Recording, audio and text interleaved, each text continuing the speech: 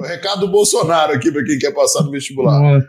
O perfil do aprovado. Qual é o perfil do aprovado, tá certo? Eu vou falar para você do perfil do aprovado. O perfil do aprovado, ele tem que fazer o simulado, tem que fazer as provas, ele tem que atirar na prova, entendeu? Tá na prova e no simulado. Esse aí que é o perfil do aprovado.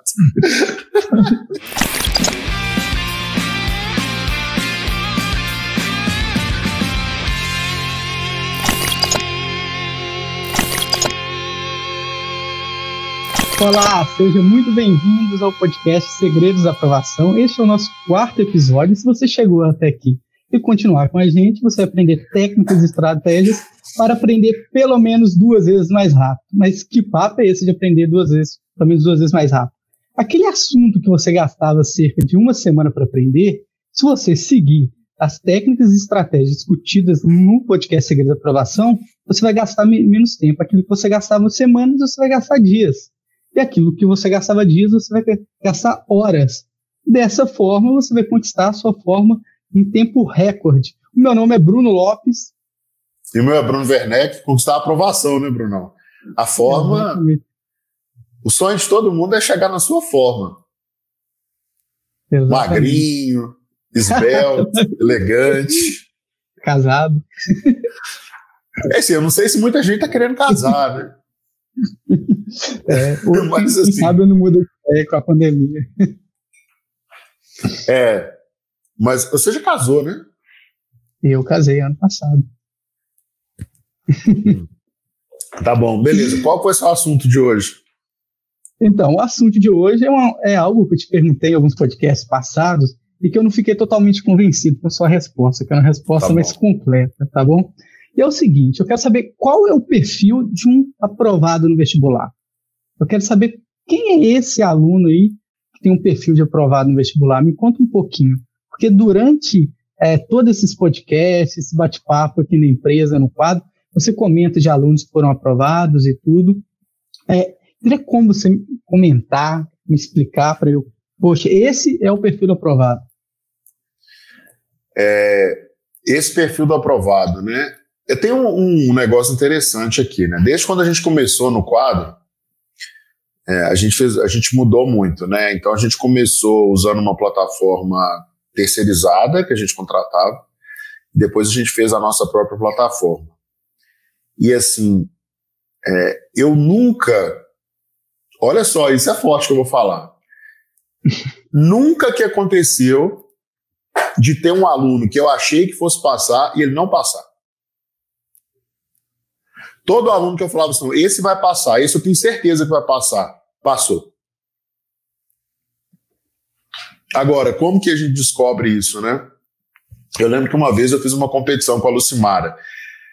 Tinha um aluno nosso, né? E aí, não importa o gênero, tá? Quando eu falo aluno, eu estou sendo unissex. Tinha um aluno nosso que fazia tudo na plataforma. Tudo. Todas as atividades, todos os exercícios, todos os simulados, todas as listas, tudo. E a Lucimara falou assim, fulano de tal vai passar. Eu falei assim, Lucimara, não dá para ter certeza. Aí ela falou assim, não, fulano de tal vai passar, Bruno. Eu falei, Lucimara, tem que analisar direito. Deixa eu analisar. Aí eu analisei e tal. Eu falei assim, Lucimara, este ano fulano de tal não passa. Se fulano de tal continuar assim no ano que vem, aí passa. Mas este ano não passa. E eu falei, olha só, quem vai passar é que entre os aprovados, esse aluno aqui vai passar, que era o Bruno Shoa. Eu falei, o Bruno Shoa vai passar. E o Bruno Shoa estava no 2º ano dele de cursinho. Ele tinha feito o 1º ano, enquanto ele estava no 2º ano do ensino médio. E no 2º ano do ensino médio, ele passou no IME, né? E ele fez tudo da plataforma. Fez tudo da plataforma, passou no IME, mas quase passou no ITA. E assim, teve outros alunos também que fizeram tudo da plataforma e quase passaram no ITA, e que continuaram para o ano seguinte. E até alunos mais experientes. E aí o Bruno Shoa continuou para o ano seguinte, e ele não estava fazendo tudo na plataforma. E a Lucimara falou assim, Bruno, como que você sabe que o Bruno Shoa vai passar e fulano de tal não vai passar se fulano de tal faz mais atividades do que o Bruno Shoa na plataforma? Falei assim, Lucimara, é simples. É só você ver o desempenho dele nos simulados. Você vê que ele faz pouca coisa na plataforma, mas ele faz todos os simulados no horário marcado para fazer o simulado, e a nota dele nos simulados desse ano, as notas dele nos simulados deste ano estão muito melhores do que no ano passado.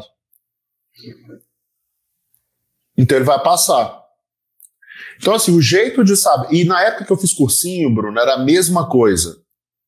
A gente tinha lá o ranking dos simulados e tinha um grupo de alunos que sempre estava no top 10 dos simulados. Sempre. Só que a turma era bem menor, né? Hoje aqui na nossa turma aí a gente tem mais de 1.000 alunos.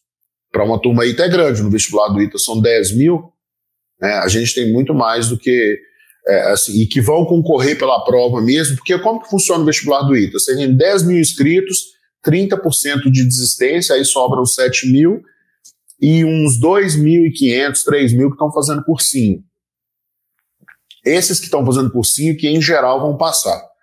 Né? Assim, estatisticamente, o aluno que faz cursinho, ele passa. Agora, o que esse aluno tem de diferente dos outros? Os simulados. O aluno que vai passar no vestibular, ele faz todos os simulados. E o desempenho dele nos simulados vai só melhorando. Né? Então, assim, mas isso não é garantia que ele vai passar. Mas o aluno que não faz simulado, é certeza que ele não vai passar. 95% de chance dele não passar se ele não estiver fazendo simulado. O simulado seria a melhor forma de mensurar essa questão, se for definir um aluno com perfil de aprovado? Ou a melhor que faz o simulado e vai bem?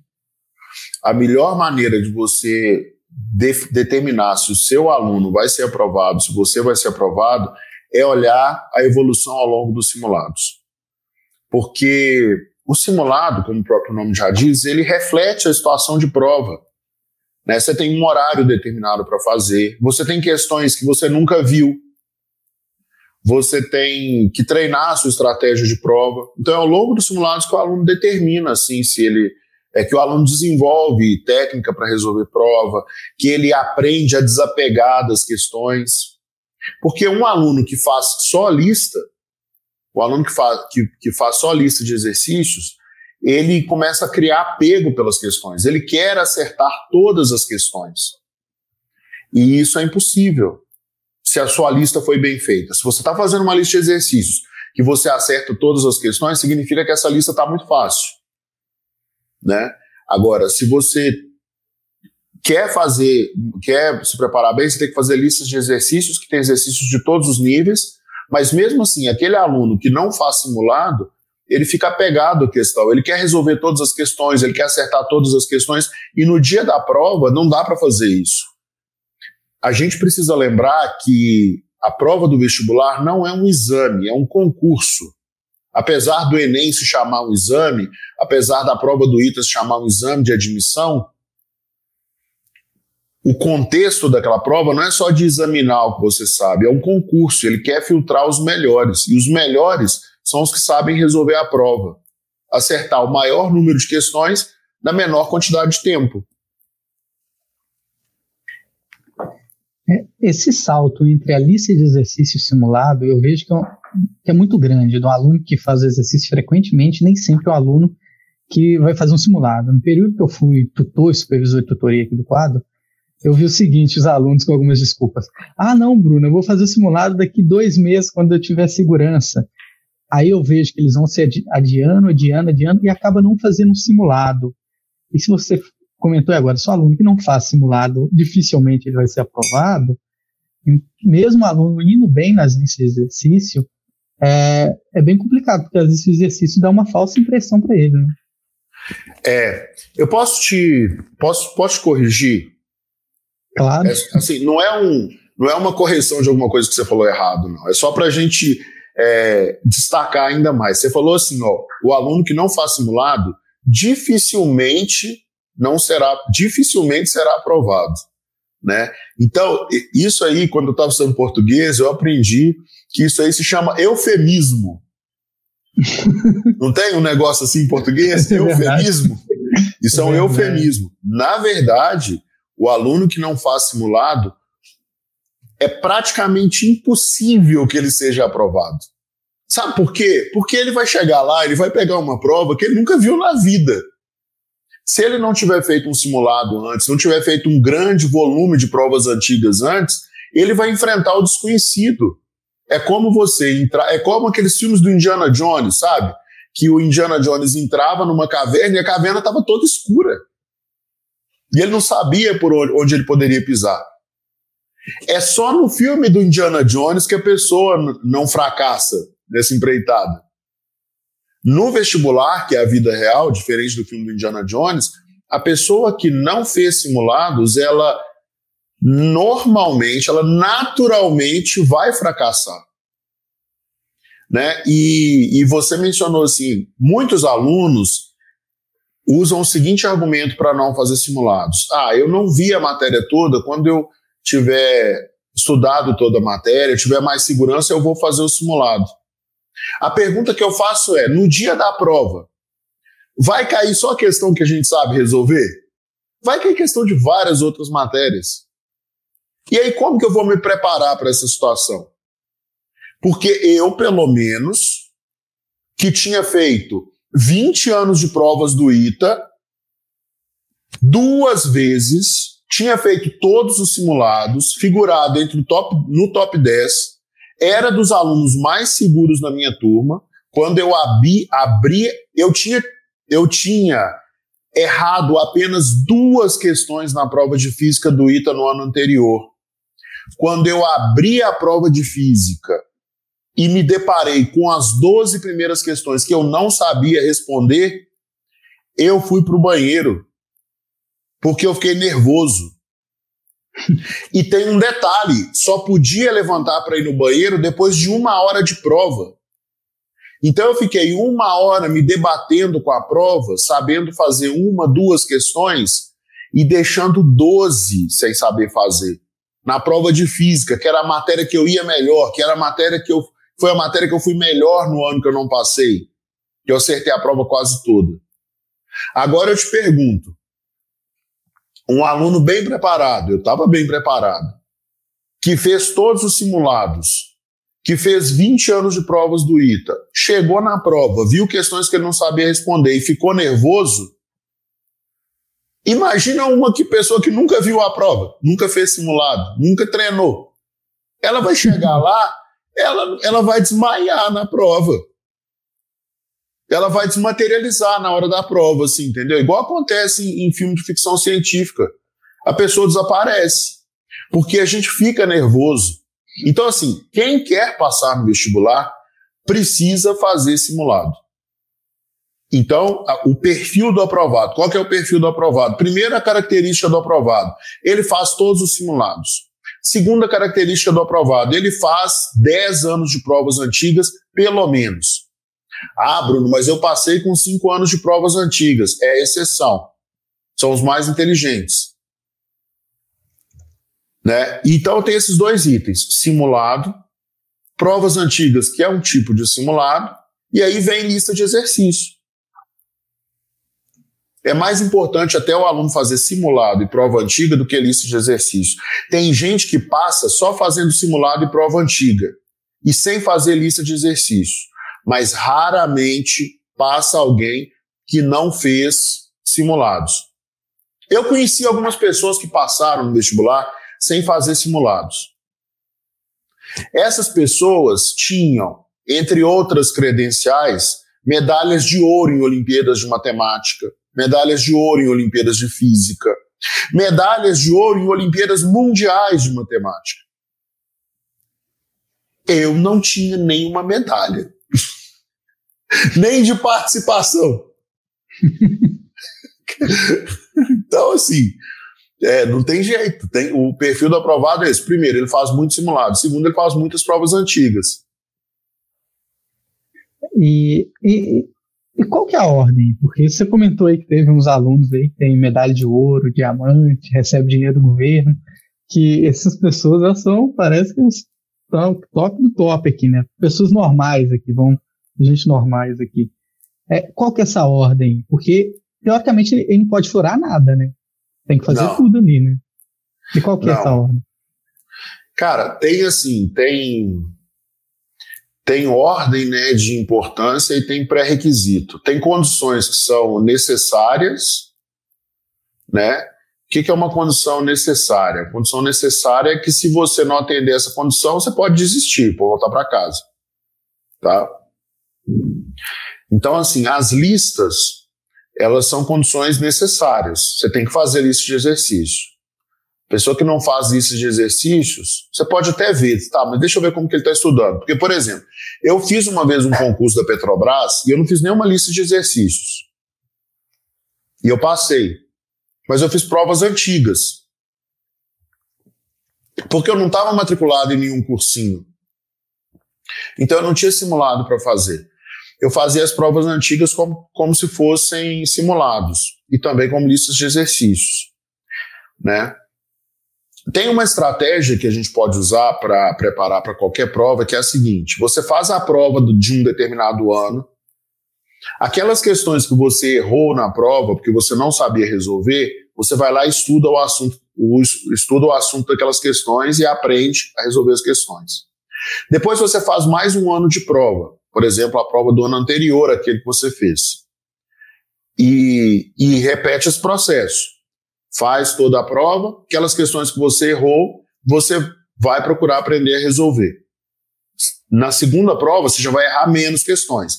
Na terceira, você vai errar menos ainda. Quem faz esse processo todo, ao longo de 10 provas, por exemplo, consegue cobrir uma vasta parte assim, do conteúdo, praticamente suficiente para conseguir passar na prova. Então, fazer provas antigas é uma condição necessária. E quando a pessoa não tem acesso a simulados com questões inéditas, resolve. Então, lista sozinha resolve? Não. Mas precisa fazer lista. Aí, depois de lista, tem que fazer provas antigas. Provas antigas e listas resolvem? Resolvem. O que é que garante? Simulado. Simulado garante. Quem faz simulado e prova antiga está praticamente garantido. Mas tem que saber fazer as questões, tem que ir aprendendo a fazer as questões. Aí a lista entra onde? Entra num processo de aprendizagem de um assunto que você não sabe nada, porque a lista vai ter questões muito fáceis, questões médias, questões difíceis. Na prova só vai cair o pega para capar, entendeu? Não, ou você entrega o resultado na prova ou não entrega. E roda. Então, se for para estabelecer uma prioridade, a lista tem que ter, provas antigas já vão resolver se não tiver simulado, e o que garante mesmo é simulado. Tem que ter esses três. Sendo que provas antigas tem que ter. E se tiver simulado, tem que ter também. Tem que fazer. Eu, particularmente, quando eu estava no período de vestibulando, eu tinha medo do simulado. Porque para mim o simulado era quase a prova, e se eu for mal no simulado, significa que eu vou mal na prova. Então é melhor me iludir nas minhas listas de exercício do que pegar o simulado. Eu não sei se outras pessoas pensam assim, mas eu tive esse pensamento. Mas é aquilo que você falou, é uma ilusão, né? Como diria o Humberto Gessinger, a dúvida é o preço da pureza. É o preço da pureza. Engenheiros do Havaí, gente. Talvez seja um pouco velho, mas... Ô Bruno, tem duas perguntas bacanas aqui que acaba encaixando com a pergunta que eu vou te fazer aqui no script. O Pedro Kravitz, ele faz uma pergunta interessante a respeito do simulado, né? Eu tenho a impressão que eu não vou passar no ITA esse ano, apesar de fazer os simulados. Tem a carga horária do terceiro ano e TCC, mas tem que ser puxado mesmo. Existe algum aprovado desse tipo? Se eu planejar passar no ano seguinte? Existe. O aluno que faz todos os simulados, já teve aluno nosso que fez todos os simulados, né? E estava conciliando com o terceiro ano e passou, né? Tem o Alexandre Maranhão, lá do Piauí, né? Um menino muito estudioso, que estava fazendo. Ele não fazia curso técnico, ele fazia ensino médio. De curso técnico, a gente tem o pessoal da medicina, né? Tem o Gabriel Eduardo. Então, assim, tem alguns alunos que passam nesses vestibulares difíceis, com a rotina do terceiro ano e do TCC. Mas, assim, Pedro, eu não sei como que está a sua base, como que foi o estudo do Pedro antes de chegar no preparatório para o ITA, né?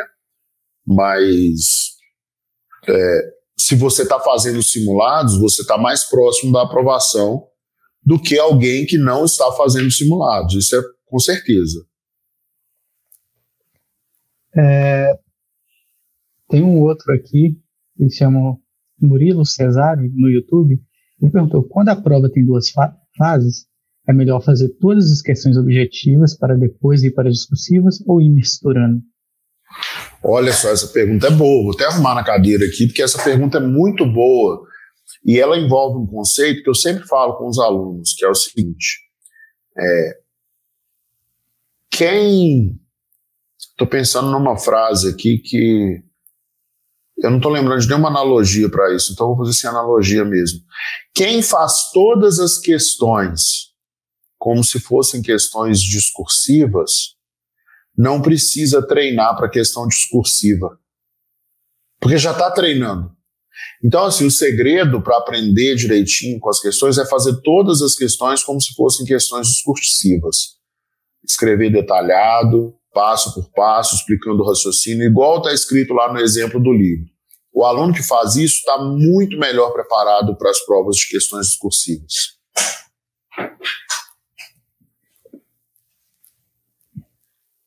Bruno, é um assunto, parece que eles gostaram bastante, eles interagiram lá no... Do simulado eles gostam, né? O pessoal gosta muito de simulado. O pessoal gosta muito de simulado, gosta quando a gente faz simulado. Só que eles não gostam muito de fazer. Aí tem que dar bronca de vez em quando. Tem que ir lá e dar um puxão de orelha. Sabe o que podia acontecer, Bruno? Eu já podia criar um emoji que é o emoji do puxão de orelha. Que aí toda vez que alguém falar, não estou fazendo simulado, eu te mando um SMS para a pessoa, uma mensagem com o emoji de puxão de orelha. Colocar na plataforma prioridade máxima que puder. Hoje. Gente, e tem um podcast que a gente falou só sobre simulados, foi o podcast 14 do 800 no Enem. Vale muito a pena assistir ele, é uma discussão interessante. Agora tá vendo outras perguntas aqui, olha. O Victor Zani, ele parece que ele está em dúvida. Mas se eu faço os simulados, como eu posso aproveitar os meus erros e acertos? Devo refazer as questões erradas logo em seguida ou não? É justamente para isso que serve o simulado, né? Quando você faz um simulado e acerta todas as questões, significa que aquele simulado é muito fraquinho, né? Mas quando você faz um simulado e erra questões, aquelas questões que você erra, elas são sinais para assuntos que você precisa aprender. E a melhor maneira de aprender os assuntos é resolvendo aquelas questões, é aprendendo a resolver as questões. Então, no final das contas, a pergunta que o Vitor fez já está respondida, né? Eu devo refazer as questões erradas logo em seguida? Sim. Refaz as questões erradas e já resolve, entendeu? Já aprende logo como que faz e passa para a próxima. É ótimo aprender assim. Esse lance de aprender com as questões erradas é tipo... Tem dois estímulos que a gente pode receber para aprender.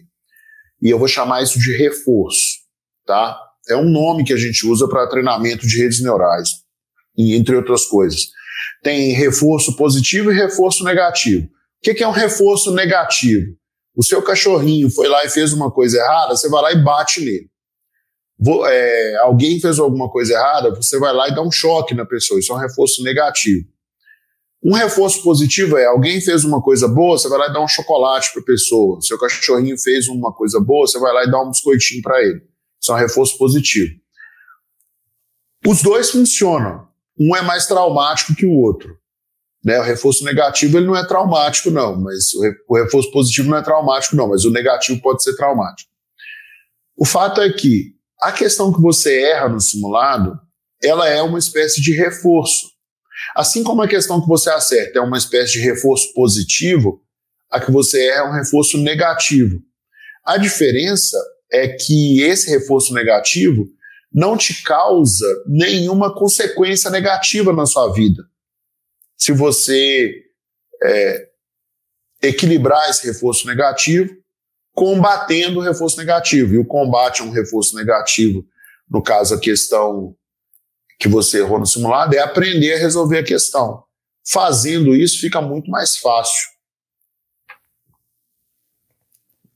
Entendeu? A Blenda, ela é aluna nossa, né? Ela comenta que ela também tinha medo de simulados e acabou prejudicando ela, né? E ela comentou que já vai se preparar para fazer os simulados. O Glaucio Alves, ele fez um comentário interessante. Ele está perguntando uma dica, né? Ele comenta, fala, Bruno, alguma dica para conciliar os simulados do quadro com as provas antigas? Isso é importante, tem que ser organizado, né? Como é quase todo final de semana que tem simulado, fico sem tempo para fazer as provas. Entendi. Então, assim, a gente organiza o curso aqui em 2 etapas, né? Tem uma etapa que é de treinar o conteúdo, aprender o conteúdo e treinar, que inclui fazer lista de exercícios, assistir aulas e fazer simulados. A gente organiza isso em 8 módulos, e aí cada módulo equivale a mais ou menos um mês de estudo. Quem entra em outubro, quando a gente geralmente abre as matrículas, tem mais tempo para estudar, então a gente acaba tendo que colocar mais simulados lá para essa galera fazer, e provas antigas também. Quem entra depois de fevereiro tem um pouco menos de tempo para estudar. Mas vamos pensar um aluno que entrou ali por volta de fevereiro, né? Ele vai ter uns 8 meses aí para fazer as listas, né, e os simulados, e depois desse tempo ainda vai sobrar 1 mês ou 2 para o vestibular. No caso do vestibular do ITA, sobram 2 meses para o vestibular. Deixa eu ver certinho. Sobram 2 meses para o vestibular. E aí, nesses 2 meses, a pessoa vai fazer só provas antigas. Como assim fazer só provas antigas, mano? Todos os dias fazer uma prova antiga. Então, por exemplo, a primeira fase do ITA, que agora acontece, são só 60 questões para fazer num dia, a pessoa pode fazer todo dia. Dá para fazer em menos tempo, né? É que vai ter os outros anos que não era, mas assim, dá para fazer em 2 dias o vestibular do ITA completo. Mesmo quando eram 20 questões múltipla escolha e 10 abertas por prova. Então, assim, primeiro a pessoa vem aprendendo a matéria, aprendendo todo o conteúdo, depois ela vai passar por uma fase de revisão pautada em provas antigas, que não deixa de ser um treinamento. A gente, inclusive, tem muito aluno que chega aqui no quadro no 2º semestre e fica só fazendo provas antigas e simulados e passa, viu? Ano retrasado, a gente teve o Cacheta, teve o Gabriel Teixeira, teve o Gustavo Mies, que sempre tem uma galera que passa. Ô Bruno, aproveitando que você começou a falar nomes de alunos, eu sou professor e eu sou péssimo em conseguir lembrar de nome de alunos, sou terrível. Se for um apelido eu consigo, mas o nome não consigo. Eu queria te perguntar o seguinte, tem como você comentar alguns alunos que têm esse perfil de aprovado, foram aprovados, e que está na sua memória aí? Eu vi que você comentou alguns, que seguem essa ordem. Tem. A gente teve alguns alunos aí ao longo dos anos que tiveram nesse perfil, né? A gente teve o João Sendrete, que foi um aluno que eu acompanhei bem de perto, porque eu via como que ele resolvia as questões, e ele fazia todos os simulados, todas as listas, todas as provas antigas. A gente teve o Pedro Puglia, que passou ano passado, né, no vestibular do ITA, e ele era um aluno muito pragmático também, fazia todas as listas, fez muitas provas antigas, fazia todos os simulados, ele estava sempre focando no básico do conteúdo. Teve há alguns anos, né, a gente teve a Lauren Peter, que era uma aluna muito boa, que passou também, acho que em Direito, na USP, no último ano. Teve o Bruno Shoa, a Bianca, que passou em Medicina na Unesp, que era uma aluna assim, exemplar, que fazia tudo que a gente falava, né? E a Bianca era legal porque a gente tinha um contato muito forte com o pai, mas a mãe dela. Eu lembro que o pai dela, a gente conheceu a Bianca na saída do vestibular do ITA na SpaceX, né? E ela fez o ITA meio como treineira ainda. E, né, eu tive a oportunidade, eu tive a honra de conhecer o pai dela, né? E aí a gente trocou o WhatsApp e tal, ficamos conversando, então sempre muito participativo. E tem a Bruna também, que também era muito pragmática, fazia as listas de exercícios e fazia todos os simulados e fez todas as provas antigas. Então, assim, muitos alunos que tinham esse perfil, né? O Bruno Shoa talvez foi o aluno que mais me marcou até hoje, porque eu também conhecia o pai dele, né? Eu lembro que uma vez o pai dele me ligou e falou assim: Bruno, o meu filho recebeu bolsa de todos os cursinhos, todos os colégios, mas ele falou que ele quer ir para o 4, porque ele é lá que ele vai aprender, ele já visitou esses outros colégios, não quis ir, ele quer ficar perto da família dele. Como é que nós vamos fazer aí? Eu falei assim, olha, onde ele estudar, se ele continuar desse jeito, ele vai passar, né? Para nós vai ser uma honra ter ele aqui. E eu lembro que o pai do Bruno virou para mim e falou assim, era bem no início, né? Ele falou assim, tá, Bruno, mas aí eu vou querer um desconto para matricular ele. Eu falei assim, tá bom, qual o desconto que o senhor quer? Ele falou, quero um desconto de 10%. Eu falei assim, tá bom. Aí o pai dele ficou calado, né? Como quem disse, poxa, devia ter pedido 20. Mas aí já tinha pedido 10. Aí ele pegou. Mas assim, para ele nem fazia muita diferença, não. É porque eu acho que é só porque ele queria um desconto mesmo. Essa mania que a gente tem de querer desconto, né? E aí acabou que ele matriculou, ele fez direitinho o curso de novo. Agora, assim, no terceiro ano ele passou direto. Mas era um aluno que fazia tudo que a gente falava para fazer. Não tem muito mistério, assim, para passar no vestibular, não, sabe? O estudante que quer passar no vestibular, ele precisa ter em mente o seguinte: é a primeira vez que ele está fazendo aquilo, é a segunda vez que ele está fazendo aquilo. Tudo que a gente vai fazer na vida pela primeira vez ou pela segunda vez é novidade, a gente não tem experiência. Se você tiver alguém para te preparar, para te dar o caminho das pedras, você vai passar pelo obstáculo mais fácil, você vai vencer o desafio com mais facilidade. Então é só procurar alguém, é só ter alguém que te dá as orientações corretas e seguir essas orientações. E a explicação é simples, faz listas de toda a matéria, faz os últimos 15 anos de provas antigas para garantir e faça simulados. É simples. A execução é que é difícil, né? Porque a gente desvia muito do caminho. Mas quando você tem alguém do seu lado para te ajudar, fica mais fácil. Esse é o segredo da aprovação, né? Que, né, tem a descrição no início do podcast e tudo. Esse é o segredo, né? A receita, né? A prática. Não é somente escutar, mas é praticar também. Tem um aluno aqui nosso, né? Eu não consigo ler o nome dele. Não possível, mas eu acho que o comentário dele é interessante, Bruno. Olha para você ver, alguém que estaria entrando no quadro agora, com uma base razoável de 1 ano estudando para o ITA, teria alguma chance de ser aprovado? Tem muita chance. Inclusive, quando eu comecei a me preparar para o ITA de verdade, né, que eu entrei no cursinho, faltavam 6 meses para a prova. E eu quase passei, eu fui eliminado em português, porque eu fui muito mal em português. Mas eu tinha nota para passar, eu tinha média para passar. O que um aluno que está começando a estudar agora, há menos de 6 meses para o vestibular, tem que fazer? Ele tem que montar uma estratégia de estudo pautada em provas antigas, né? E aí ele usa, cada prova vai sinalizar para ele quais são as lacunas do conhecimento.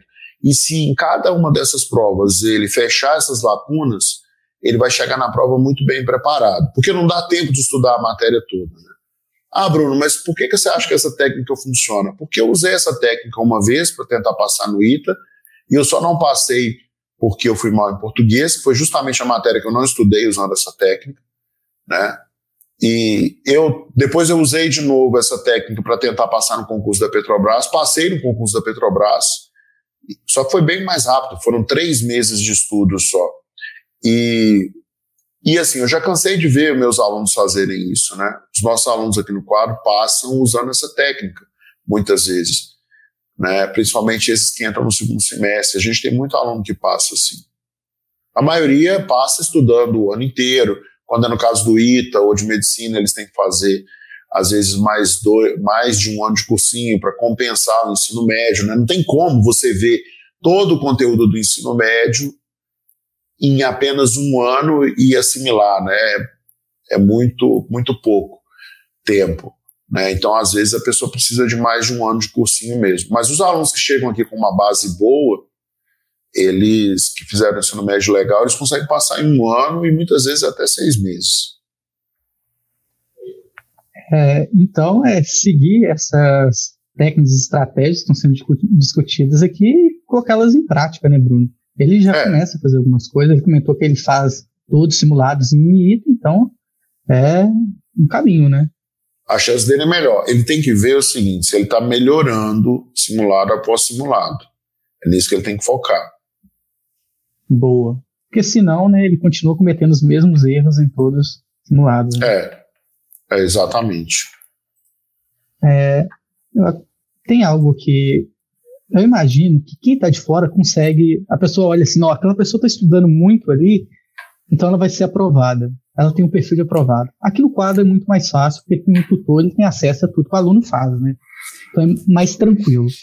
O aluno, ele consegue perceber isso? Poxa, eu tenho esse perfil e eu vou ser aprovado? Ele tem essa certeza em que você tinha naquele aluno no início do podcast que você comentou? Ele consegue ter essa certeza? Tem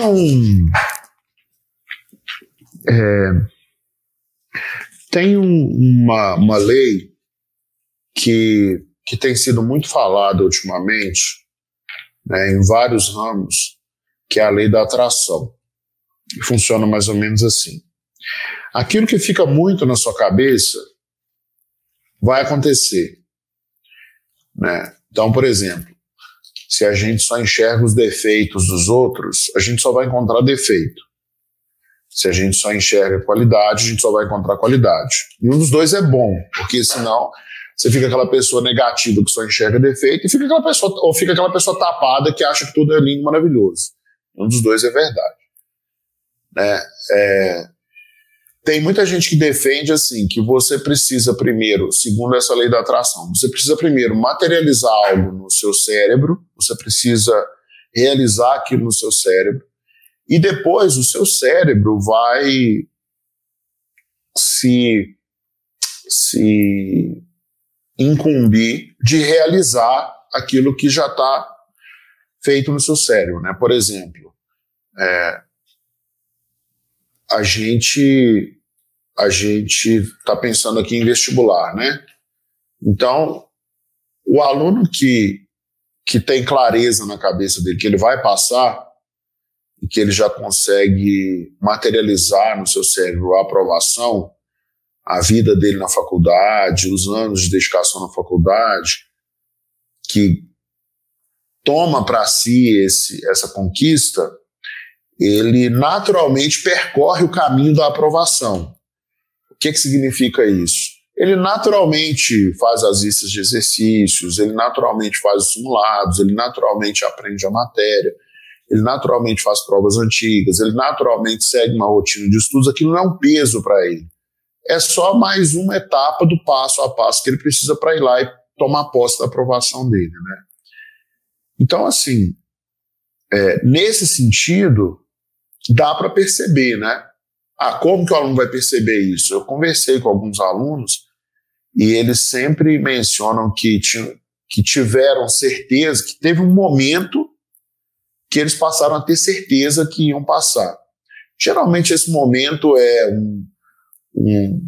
um conjunto de simulados que eles tiram notas muito boas, né? Então, assim, eles tiram notas muito boas durante 4 simulados seguidos. Quando ele chega no 4º simulado e tira nota boa, ele percebe assim, não, eu vou passar. Agora é claro para mim que eu vou passar.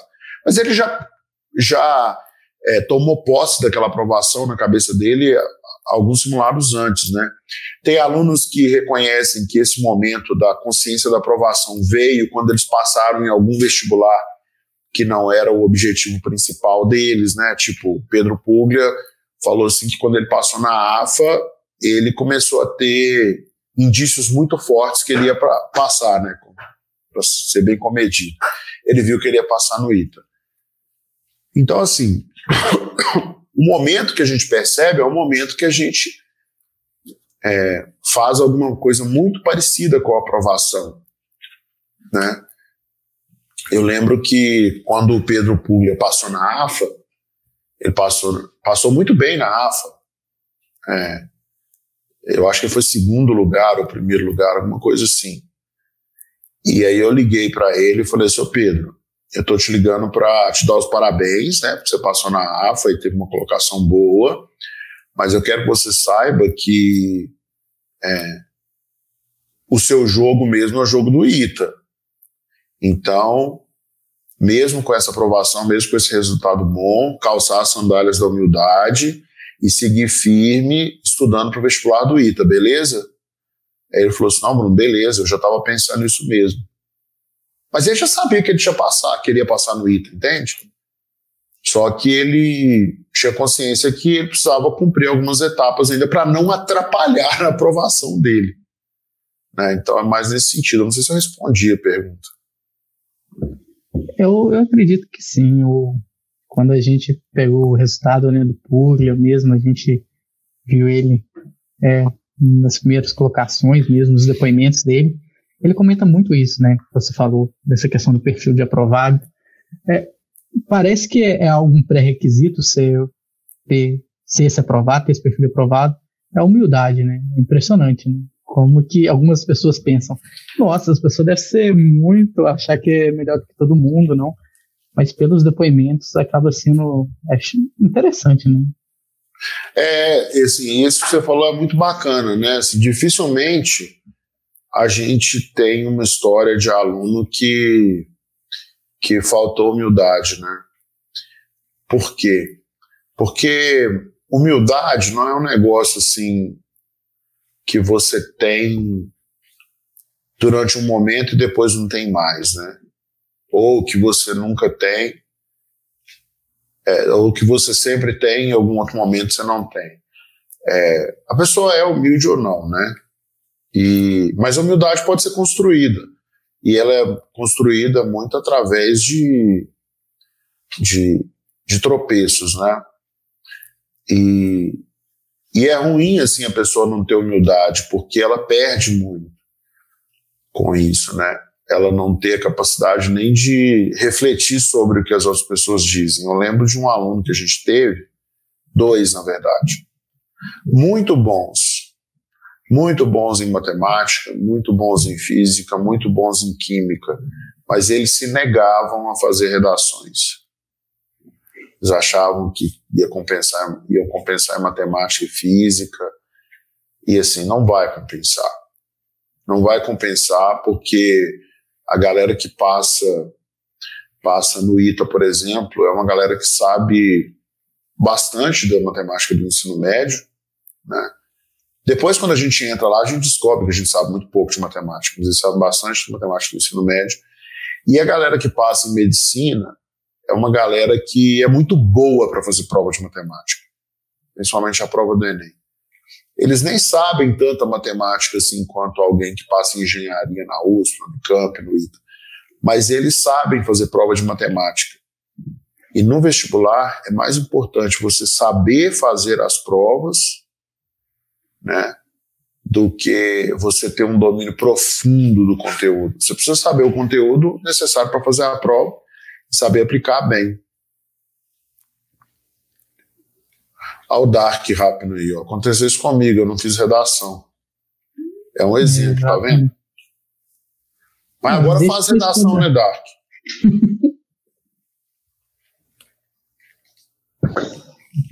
Deixa para estudar só aquilo que gosta quando for aprovado, né, verdade? Não pode. Ô Bruno, eu quero começar aqui agora a pegar as perguntas de quem participou no Instagram. Gente, toda terça-feira a gente faz uma enquete e vale a pena vocês mandarem suas perguntas lá, porque só as melhores o Bruno vai estar aqui e vai responder, vai ter esse minutinho particular com ele, esse tete-a-tete, né, como os paulistas comentam, né. Falando nisso, o primeiro que comentou lá no Instagram sobre esse episódio, Bruno, foi o Emanuel Cordeiro 1.6. Essa pergunta dele, eu acho que você já respondeu em outros momentos. É preciso ser antissocial, ficar em casa sempre, para ter esse perfil de aprovado? Olha, essa pergunta é boa, né? Eu preciso ser antissocial para passar no vestibular? Não, não precisa, né? Muito pelo contrário. Um dos hábitos que me ajudou muito a passar no vestibular foi troca de conhecimento com pessoas que sabiam mais do que eu em algumas áreas, né? Eu lembro que eu tinha um colega de matemática muito bom, posso dizer que é um amigo, né? Hoje a gente é amigo e tal, a gente tem contato até hoje, um grande amigo que eu tenho, ele chama Robson, e ele é muito bom de matemática. E a gente ia para a casa dele depois do cursinho e ficava fazendo jogos de matemática, né? Assim, pegava um livro mais avançado de matemática. Naquela época, o livro avançado para nós era o livro do Gelson Iese, da coleção dos 10 volumes, né? Matemática Elementar. Hoje o pessoal chama de embasamento, mas não é. Aquele livro é até avançado, vestibular do ITA. E a gente ficava disputando quem fazia mais exercícios em menos tempo, quem acertava a maior quantidade de exercícios numa determinada unidade de tempo, quem fazia o exercício difícil mais rápido. Então, assim, não era antissocial, muito pelo contrário. Eu continuei, durante o tempo de preparação, frequentando as atividades lá da igreja, às vezes eu saía para dançar com alguns amigos, né, eu estava namorando. Então, assim, dá para fazer tudo direitinho, porque a pessoa precisa ter um equilíbrio, né? Agora, é importante ter consciência também que esse equilíbrio ele vai ser um pseudo-equilíbrio, tá? Não dá para a pessoa atuar da mesma forma em todas as frentes. Eu vou continuar me divertindo, eu vou continuar tendo o meu relacionamento com os meus amigos, eu vou continuar estudando, vou fazer tudo igual. Não. Você vai ter que diminuir muito as outras áreas e focar mais em uma só, que é a da preparação para o vestibular. Para algumas pessoas, deixar de encontrar os amigos todos os dias e passar a encontrar uma vez por semana se torna antissocial. Eu não vejo assim. Eu vejo que diminuir o contato social para estudar é necessário. Né? É necessário e a pessoa vai ter que estudar. Vai ter que fazer isso, né? Porque se ela quiser passar, ela vai ter que fazer sacrifícios. Comentando sobre essa questão de social, tem algo que é intrínseco hoje na sociedade, que são as redes sociais, né? Praticamente viver sem ela é muito difícil. Você não está, provavelmente, rede social virtual, né? Nisso, teve uma aluna que enviou no Instagram, a Afa Colina, ela comentou como o estudante deve se comportar perante as redes sociais, como diminuir o tempo gasto com elas, parece que prejudica ela. Então, Afa, aí assim, eu não posso enganar a pessoa, né? Não posso enganar a pessoa. A gente está numa situação, hoje em dia, pode parecer conversa de velho, né? Mas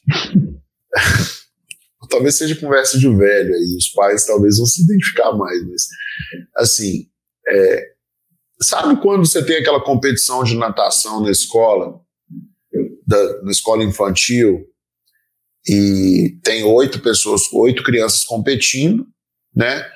Mas aí no final você dá medalha para todo mundo. O Joãozinho aqui ganhou, ele vai ganhar um troféu, mas todo mundo aqui vai ganhar uma medalha, né? Uma medalha de participação. Isso acontece na escola, né? A medalha de participação. Só que à medida que o tempo vai passando, a gente não ganha mais medalha de participação. A gente não ganha medalha de participação no vestibular, né? Só ganha medalha mesmo quem passa. A gente não ganha medalha de participação no emprego, só ganha elogios, promoções, quem realmente gera valor, né? Quem geralmente produz riqueza. Então, assim, quando a gente vai passando de uma certa idade, né, e aí começa no vestibular, as medalhas de participação acabam, né? Então, assim, o que eu tenho a dizer em relação à rede social? Tem que colocar o celular num lugar onde a pessoa não vai pegar. Pronto, acabou. Simples assim. Qualquer coisa diferente disso que eu disser é uma medalha de participação. Aí a pessoa vai tentar seguir um método para evitar a rede social, vai colocar um aplicativo que não sei o quê, que não sei o quê, que não sei o quê, que não sei o quê, que não sei o quê, e no final das contas vai tapar o sol com a peneira. E aí quando chegar lá na época do vestibular, não passa. O meu compromisso aqui é dar informações para as pessoas que vão ajudá-las a passar no vestibular. E se tem um problema com a rede social, se está usando demais, deixa o celular longe, entendeu? A gente tem que fazer isso. Eu, por exemplo, posso dar o meu exemplo. Eu uso muito o celular para trabalhar, então eu estou sempre no celular conversando com o pessoal do trabalho, ou conversando com investidores, ou conversando com parceiros de negócios. Enfim, eu estou sempre no celular, conversando com alguém, assuntos de trabalho. Raramente eu estou conversando uma brincadeira. Raramente. Só que agora, dentro de casa, a gente está fazendo todas as refeições juntos, né? E tá meio... Tem uma certa interseção aí entre o trabalho e tal. Eu tô trabalhando um pouco mais durante essa quarentena para compensar os problemas que a quarentena traz para a empresa. Então, assim, o que eu faço para não deixar que o celular interrompa o meu relacionamento com as minhas filhas ou com a minha esposa na hora das refeições? Eu não levo o celular para a mesa de jantar nem para a mesa do almoço. Eu deixo ele no escritório. E às vezes, quando eu vou brincar com as minhas filhas, eu deixo o celular no escritório. Por quê? Porque se eu levar o celular comigo, eu sei que eu vou dar atenção para o celular, eu vou dividir a atenção que eu queria direcionar só para as pessoas com os aplicativos do celular. Ah, Bruno, mas é para trabalho. Mas a vida não é só trabalho. A gente tem que equilibrar as coisas um pouquinho, pelo menos. Né? Tem que ter um tempo para fazer outras coisas. Eu trabalho muito mais do que eu gostaria de trabalhar? Talvez sim. Isso me deixa triste? Não, porque eu gosto das coisas que eu faço. Mas eu tenho que ter consciência que às vezes me atrapalha. Então, com as redes sociais é a mesma coisa. Deixa o telefone num canto e vai fazer o que você tem que fazer. Porque aí na hora que for mexer na rede social também, já tá mais com a consciência mais limpa. E tem uma outra coisa que me ajudou muito a não entrar nas redes sociais, quer ver? Deixa eu pegar aqui, ó. Livros. Eu comecei a ler livros, né? Só esse ano eu já devo ter lido uns 6. E aí eu perdi bastante a vontade de ficar nas redes sociais. Né, eu estou adquirindo esse hábito e tal, então assim, a pessoa tem que começar a ler, e ler é muito bom, né, ajuda a pessoa a organizar melhor as ideias na cabeça, ajuda a pessoa a organizar na hora de escrever uma redação, ajuda a pessoa a interpretar enunciados, e é muito divertido também, né. Por exemplo, hoje eu não sento na televisão mais para ver nenhuma série do Netflix. Tem uma série que eu assisto, que é Billions, tá? Mas eu não sento mais para assistir, eu não fico procurando série. Não me atrai. Até outro dia eu entrava muito para ver jornal, mas agora só ficam falando do Covid, do Bolsonaro, que o Bolsonaro fez isso, o Bolsonaro fez aquilo. Assim, eu não quero saber do Bolsonaro, entendeu? Tem coisa mais importante para fazer na minha vida. Nem do Bolsonaro, nem dos filhos dele, nem dos políticos que são contra ele. Coisa mais importante, tá certo, eu não quero saber do Bolsonaro, não. Vocês vão todo mundo estudar, porque o Bolsonaro, eu tenho muito mais coisa para fazer aqui. Uma hora eu vou aprender a imitar ele ainda. Não gasta tempo com isso, não. Então, assim, se você quer passar no vestibular, eu vou falar, o Bolsonaro, recado do Bolsonaro aqui para quem quer passar no vestibular. Nossa, o perfil do aprovado, qual é o perfil do aprovado, tá certo? Eu vou falar para você do perfil do aprovado. O perfil do aprovado, ele tem que fazer o simulado, tem que fazer as provas, ele tem que atirar na prova, entendeu? Tá nas provas e no simulado. Esse aí que é o perfil do aprovado.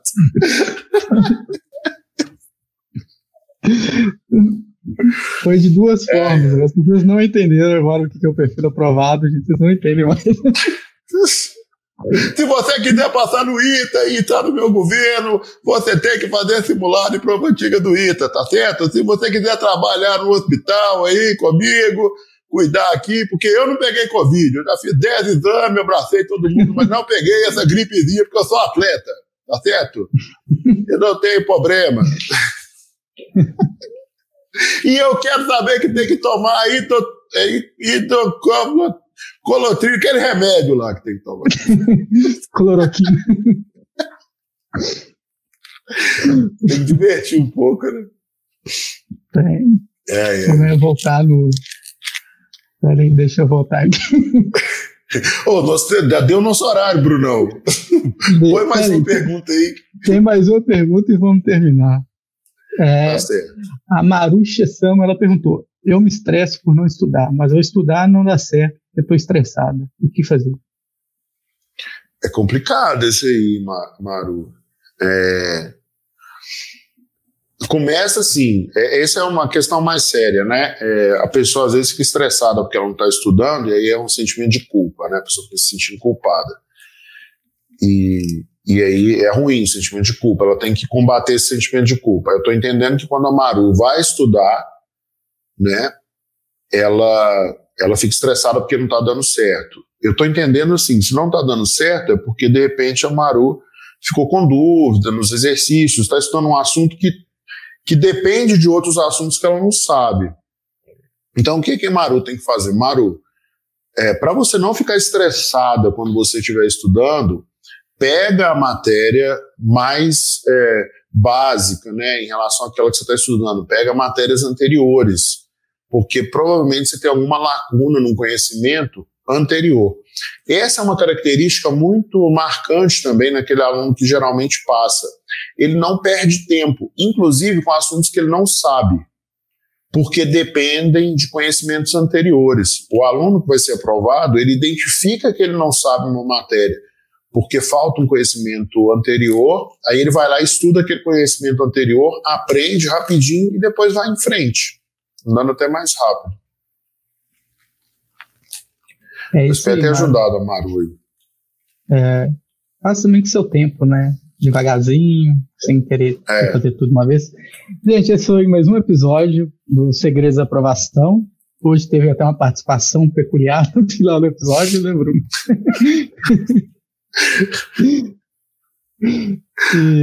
Participe da enquete da semana que vem, ela vai acontecer na terça-feira, para escolher o tema e mandar sua pergunta para, quem sabe, uma pessoa peculiar responder sua pergunta. Forte abraço. Abraço, valeu.